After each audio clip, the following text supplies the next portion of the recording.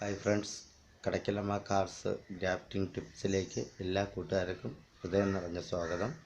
ഞാനിന്ന് നിങ്ങളെ കാണിക്കാൻ പോകുന്നത് ഒരു മാവിൻ്റെ തൈ എങ്ങനെ നമുക്ക് ഗ്രാഫ്റ്റ് ചെയ്തെടുക്കാം എന്നതിനെക്കുറിച്ചാണ്. അപ്പോൾ നമുക്ക് വീഡിയോയിലേക്ക് പോകാം. നമ്മൾ ഒരു 3-4 മൂട് മാവ് ഇവിടെ സെലക്ട് ചെയ്ത് വെച്ചിട്ടുണ്ട്. ഇതാണ് ആ മാവ് ഗ്രാഫ്റ്റ് ചെയ്യാൻ വേണ്ടി ഞാൻ ഉദ്ദേശിക്കുന്ന മാവാണിത്. അപ്പോൾ ഇത് എങ്ങനെ ഇത്ര കനമായി, അതായത് 2 മാസം മാത്രം പ്രായമുള്ള ഒരു മാവാണിത്. 2 മാസം പോലും ആയില്ല, 1.5 മാസം എന്ന് പറയാം. ഇത് നട്ടിട്ട് 1.5 മാസമേ ഉള്ളൂ. അത് ഇങ്ങനെ ഇത്ര തടി ഇത്ര കനപ്പിച്ചെടുത്തു എന്ന് പറഞ്ഞാൽ ആ റൂട്ട് സ്റ്റോക്ക് അത് നമ്മൾ എന്ത് ചെയ്യണമെന്ന് പറഞ്ഞാൽ, ഒരു തൈ നമ്മൾ വളർത്തിയാൽ അത് റൂട്ട് സ്റ്റോക്ക് വെച്ച് തന്നെ അതിൻ്റെ ഈ തലഭാഗം ഇങ്ങനെ അങ്ങ് നുള്ളിക്കളയുക. മനസ്സിലായ? ഇങ്ങനെ തലയങ്ങ് നുള്ളിക്കളയുക. തല നുള്ളിക്കളയുമ്പോൾ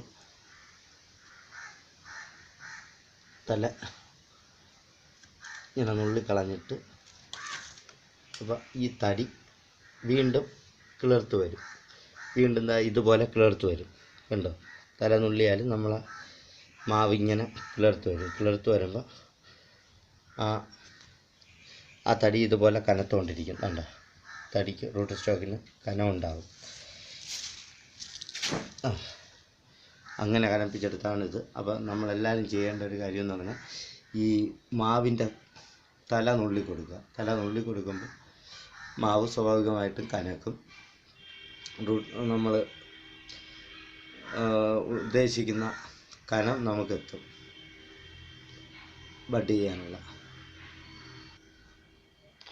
നമ്മളൊരു തൈ മറ്റൊരു സയോഡ് നമ്മൾ സെലക്ട് ചെയ്യുമ്പോൾ അതിലാണ് എല്ലാ ഗുണവും അടങ്ങിയിരിക്കുന്നത്. അപ്പോൾ ആ ഒരു മാവിൻ്റെ സയോഡ് നമ്മൾ സെലക്ട് ചെയ്യുമ്പോൾ അത് ഇങ്ങനെ നല്ല ഗ്രോത്തുള്ള, അതായത് പൊടിച്ചു വരാത്ത നല്ല, എന്നാൽ നല്ല ഭംഗിയോടുകൂടി നല്ല ഇതായിട്ട് നിൽക്കുന്ന ഇതുപോലുള്ള ഗ്രോത്ത് തന്നെ നമ്മൾ സെലക്ട് ചെയ്തെടുക്കണം. അതായത് സയോഡ്.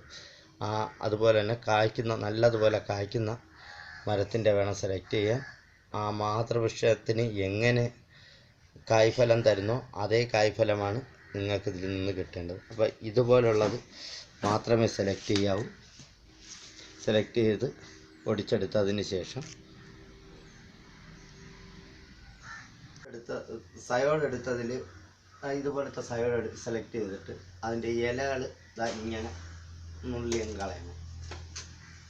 ഇല ഒരു കാരണവശാലും ഇല തൊലി പോകാത്ത വിധം ഇങ്ങനെ കട്ട് ചെയ്ത് കളയാവും. കാണത്തുണ്ടോ?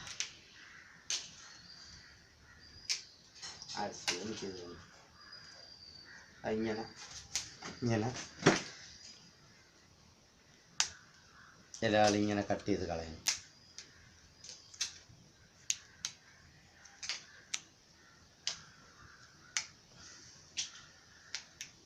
അപ്പോൾ ഇത് കാണുന്ന ഈ ഗ്രോത്ത് 1, 2, 3 ഇങ്ങനെ 3 ഗ്രോത്തുകളാണ് ഇതിലുള്ളത്. അപ്പോൾ ഇത് നമ്മൾ ഇങ്ങനെ തന്നെ എടുക്കണം. നമ്മൾ സയോഡ് ചെത്തുന്ന വിധമാണ് ഈ കാണുന്നത്. ഇങ്ങനെ ചെത്തുക. അപ്പുറത്തെ സൈഡും ഇതേപോലെ ചെത്തുക. ഒറ്റ ചെത്തങ്ങ് ചെത്താൻ നോക്കണം.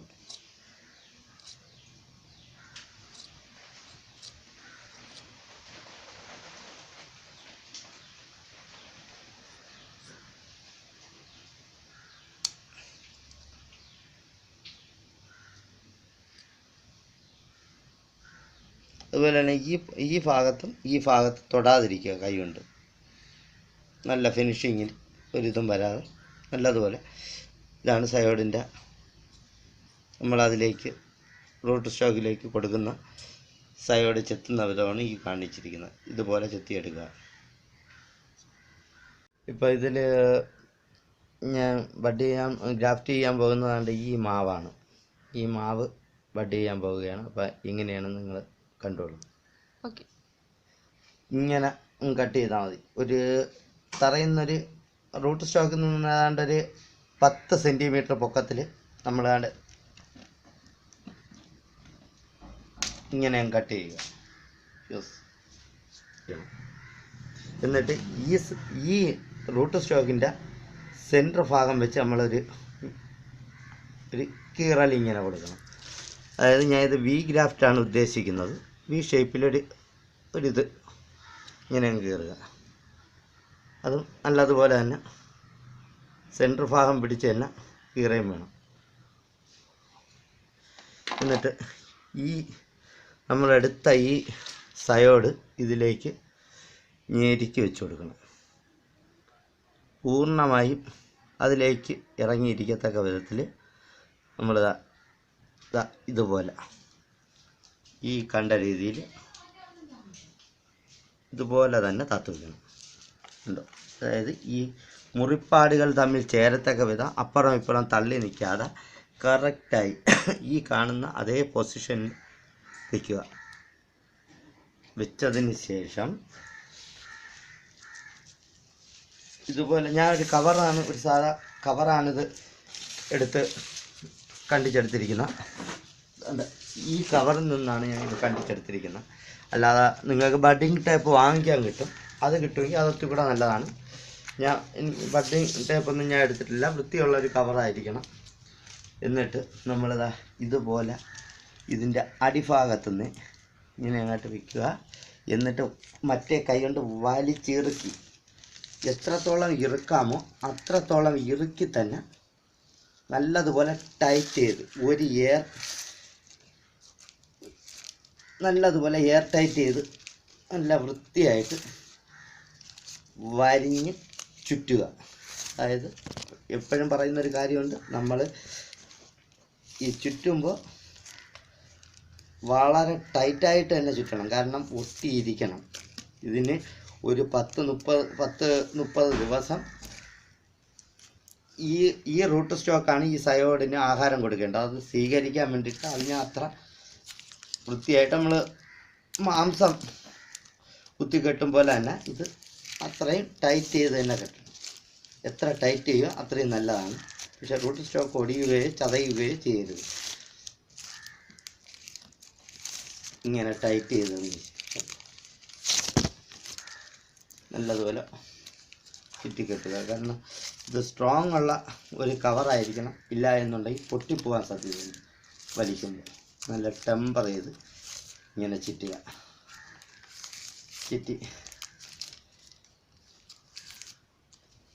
അതായത് എയർ ടൈറ്റിൽ നമ്മൾ ചുറ്റിയെടുക്കുക.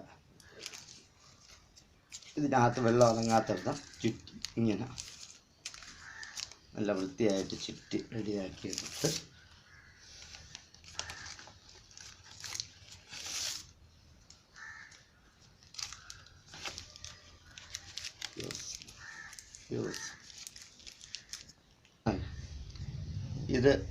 ഇതുപോലെ ഇത് ബഡിങ് ടേപ്പ് അല്ലാത്തതുകൊണ്ടാണ് ഇത്രയും കനം വന്നത്. അല്ലായിരുന്നുവെങ്കിൽ നല്ല ടെമ്പറായിട്ട് നമുക്ക് കെട്ടി സാധാ ഇത്രയും കനം വരില്ല. പക്ഷെ എങ്ങനെ വന്നാലും ഇത് നല്ല ടൈറ്റായിരിക്കണം. ഈ കെട്ടുന്ന ഈ ചതകൾ തമ്മിൽ രണ്ടും റൂട്ട് സ്റ്റോക്കിൻ്റെ സയോഡുമായിട്ടുള്ള നല്ലതുപോലെ തന്നെ ഒട്ടിച്ചേരത്തക്ക വിധത്തിൽ ടെമ്പറായിട്ട് വലിച്ച് കെട്ടുക. അതിനുശേഷം ഇതുപോലൊരു കവർ നനച്ചെടുത്ത്, ഒരു ചെറിയൊരു കവർ, ഇതൊത്തി വലുതാണ് കാരണം ഇതുപോലെ കാണാൻ പറ്റുന്ന ഒരു കവർ നനച്ചെടുത്തതിന് ശേഷം ഇതിലേക്ക് അങ്ങ് താത്തു വയ്ക്കുക. കാരണം ഈ ഒരു ടെമ്പറേച്ചർ, അതായത് ഇതിൻ്റെ ഇമ്മ്യൂണിറ്റി കീപ്പ് ചെയ്യാൻ വേണ്ടിയിട്ടാണ് ഇത് ചെയ്യുന്നത്.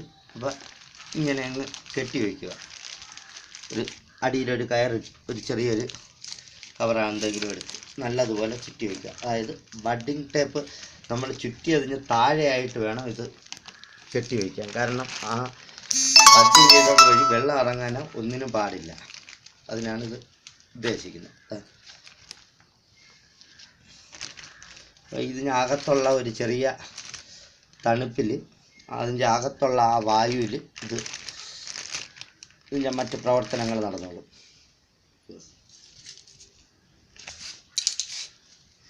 ഇത് നമ്മൾ ഒരെണ്ണം നേരത്തെ ബഡ് ചെയ്ത് വെച്ചിരുന്നതാണ്. അതും കർപ്പൂരമാവിൻ്റെ തൈയാണ്. ഇത് നിങ്ങളെ കാണിക്കാൻ വേണ്ടി അഴിക്കുന്നതാണ്. ഇത് അഴിക്കാം. ഇത് ഇലയൊക്കെ വന്ന് പരുവായി നിൽക്കുന്നതാണ്.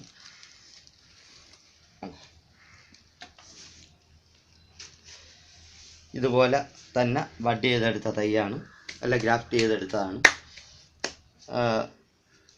അത് പൊടിച്ച് ഈ പടുതിയായി ഇനി അത് ഇരിക്കുന്നതാണ്. അതായത് കവർ അഴിക്കാറായില്ല. അപ്പം നിങ്ങളെ കാണിക്കാൻ വേണ്ടിയാണ് ഞാൻ ഇത് അഴിക്കുന്നത്. ഇത് എങ്ങനെ ആവും എന്നതിനെക്കുറിച്ച് പറയാൻ പറ്റില്ല, കാരണം ഇത് അഴിച്ചുകൂടാ എന്നാണ് പറഞ്ഞിരിക്കുന്നത്. ഈ കവർ ഇതിൽ 2 ഇല ഇതുപോലെ വന്ന് നല്ലതുപോലെ ഇല വന്നതിന് ശേഷം മാത്രമേ ഇത് അഴിക്കാവൂ. അതിന് മുമ്പേ ഞാൻ അഴിക്കുകയാണ്. അപ്പോൾ അത് എന്തായിരിക്കും സ്ഥിതി എന്ന് പറയത്തില്ല. ഇനി ഇല വന്നോ ഇല്ലയോ ഒന്നും അറിയാൻ പറ്റുന്നില്ല, കാരണം മങ്ങിയ കവറാണ് ഇട്ടിരിക്കുന്നത്. നമുക്ക് ഭാഗ്യമുണ്ടെങ്കിൽ ഇല വരും. പൊടിച്ച് കാണാം. പൊടിച്ചു. അയ്യോ, അത് പൊടിച്ചെങ്കിലും അത് നല്ലതുപോലെ ഇലയൊന്നും വന്നില്ല. അപ്പോൾ പൊടിപ്പായിക്കൊണ്ടിരിക്കുകയാണ്. ഞാൻ അത് നിങ്ങളെ കാണിക്കാൻ വേണ്ടിയാണ് എടുത്തത്. ഇതുപോലെ നമുക്ക് ഇതും ഒരു 2 മാസം കഴിയുമ്പോൾ ഈ തൈയും നമ്മൾ ഇന്ന് ഗ്രാഫ്റ്റ് ചെയ്തിരിക്കുന്ന ഈ തൈയും ഇതുപോലെ ചെറുതായിട്ട് തല ഒരു മാസത്തിനകം വെച്ച് തന്നെ ഇതിൻ്റെ ഒരു 10-20 ദിവസത്തിനുള്ളിൽ ഇതുപോലെ തലയിൽ നിന്ന് ഈ പൊടിപ്പ് ഗ്രോവ് വന്നു തുടങ്ങും. ഇത് ഞാൻ വീണ്ടും അടച്ചു വെക്കുകയാണ്, കാരണം എനിക്കിത് ഇത് ഓപ്പൺ ചെയ്ത് വെച്ചിരുന്ന മിക്കവാറും ഇത് പൊടിക്കാൻ സാധ്യതയില്ല. ഈ പൊടിപ്പ് ഇതോടെ നശിച്ചു പോകാൻ സാധ്യതയുണ്ട്. അതുകൊണ്ട് ഇത് ഞാൻ കെട്ടിവെക്കുകയാണ്. ഇതുപോലെ ഗ്രാഫ്റ്റ് ചെയ്തെടുത്ത തൈകളാണ് ഇതാണ്ട് ഈ കാണുന്നത്. ഇതൊക്കെ ഇതുപോലെ ഗ്രാഫ്റ്റ് ചെയ്തെടുത്ത തൈകളാണ്. അതായത് ഇതെല്ലാം ഇതുപോലെ കർപ്പൂരമാവ് ഗ്രാഫ്റ്റ് ചെയ്ത് വെച്ചിരിക്കുന്നതാണ്. അപ്പോൾ ഇത്രയേ ഉള്ളൂ.